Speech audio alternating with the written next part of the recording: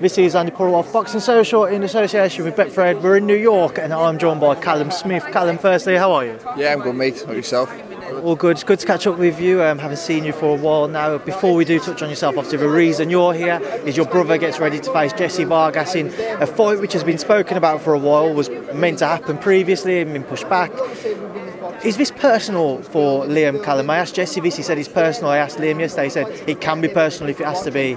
From what you've seen of Liam, is it personal? Yeah, I don't know. I think it's just... I think Liam's just sick of the name. I think it's been talked about for that long and it was supposed to happen, then it never, and it was supposed to happen, and then it finally got made and then got pushed back. And I think Liam just wants to get it done with, beat him, put it to bed and move on. I think, they were talking about fighting a few years ago and they all agreed, and then Jessie then took another fight and then done an interview calling Liam out when he did. It was just... I think Liam's like, if you want to fight, fight. If not, just stop talking about it. But it's been made. It's a good fight. Two former world champions, both wanting to get back up there and fight for the world title again. So there's a lot at stake for the winner and probably a long road back to that level for the loser. So I'd say there's a lot at stake for the both of them, and I'm expecting a big performance from Liam. Speaking to Jessie yesterday, Callum, he said he's coming for the stoppage. He's confident of stopping Liam. Does that play into Liam's hands if Jessie was to approach the fight in that manner, looking to be aggressive? Possibly, yeah, because I don't think he's known as the biggest of punches. Jessie, he's a good boxer, he's got good boxing ability. If he was to come and stand and have a fight with Liam, it probably favours Liam stylistically, but no, he can talk all he wants. I think he'll have his tactics, whatever they are, and he'll try and stick to them the best way possible. I think once you step in the ring, all the talking stops, and it's set down to what you've been working on for the last 10 or whatever weeks. So it should be good. Liam's obviously got a game plan. He knows what he wants to do, but a lot can change when you finally get in there. So they're both good fighters, and sure they'll make for a good fight stylistically. I know you won't want to give too much away, but what should everybody expect to see from Liam tomorrow night? How does he want to approach a fight? I think he just wants to build on what he's been doing. He's coming off a good performance in his last fight, and he showed then. I think the fact that the last fight was made on behalf of Fowler's team was that they thought Liam's best days were behind him, and I think he showed that fight that they're not.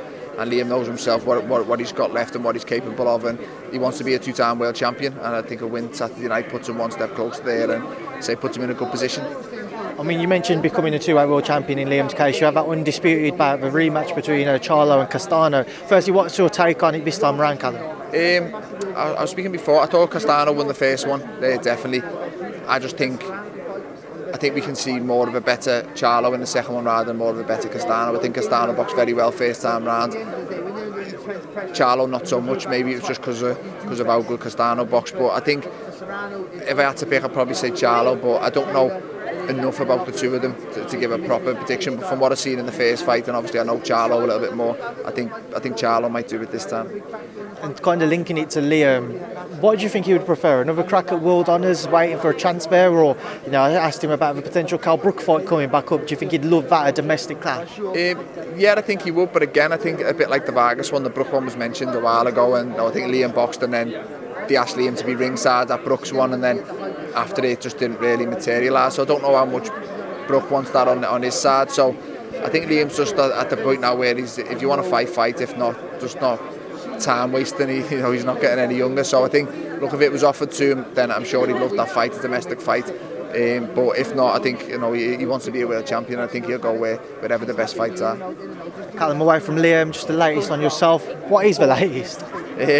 Not a lot, to be honest with you. But no, I think I've been told, and there's a fight date coming pretty soon.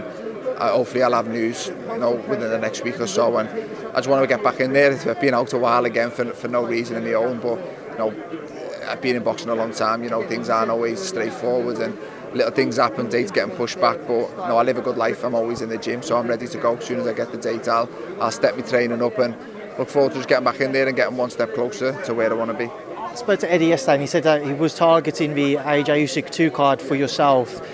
What level of opposition do you anticipate stepping in with, Callum? Because I know you've got your eyes set on the world scene again at light heavyweight now. Yeah, good opposition. I said that even though I think coming back after the Canelo fight and being out the ring, people could have forgive me for going in with lesser opposition, but I went in with Castillo, who though ended up being an easy night. It was a tough opponent. He lost to Bivol on points and Marcus Brown on points. He was a good fighter, a former world title challenger, and I didn't want to waste time and waste the camp. Going to a full camp to go away with someone I'm supposed to be pretty easy. So something similar. I want to be the best. I want to be a world champion, and I think gradually stepping up the opposition will help me improve as a fighter as well. You learn more in your fights as well as in the gym. So whoever they want to put in front of me, as long as the win puts me one step closer to where I want to be, then I'll do that.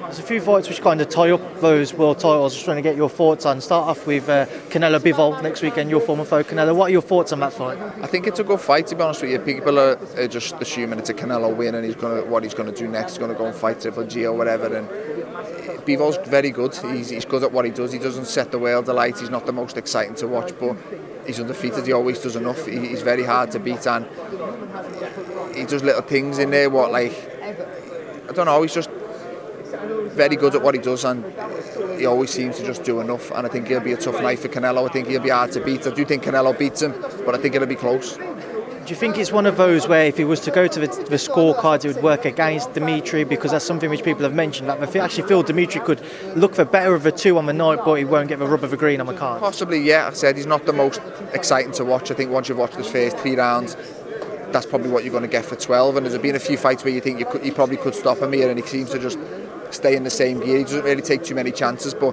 I think that could frustrate Canelo a bit, the fact that he doesn't take chances, and it'll be Canelo having to press the fight and stuff like that. But I do think it will be a close fight. I think Canelo wins, but I've seen people just assuming it's an easy fight for Canelo, and I don't believe it is. We've also got Beterbiev and Joe Smith Jr. looking set to clash. Your thoughts on that? I think it'll be exciting. I think Joe Smith fights one way, Beterbiev fights one way. I think they'll meet in the middle, and I think one thing about Joe Smith is he will put it on Beterbiev. I think he will stand and trade with him, and I think it will be exciting. I don't think it goes the distance. I probably lean towards Beterbiev, but I think it will be exciting. I know, as I said, you'll keep your eye on all of those fights because it's in your weight class. But I asked Eddie, would you be open to, what would you be open to domestically, if at all? And he wasn't sure if maybe you'd be open to a Buatsi-Richards winner because you have your heart set on becoming a 2-weight world champion. Towards the end of the year, would you be open to a potential Josh Buatsi, Craig Richards winner? I'd be open to fight anyone. I believe I'm definitely the best in Britain, and I believe I can become the best in the world. It's just I want to become a world champion. If for whatever reason I knew for sure a world title fight wasn't going to come anytime soon, then of course I'd fight whoever the next best available opponent was.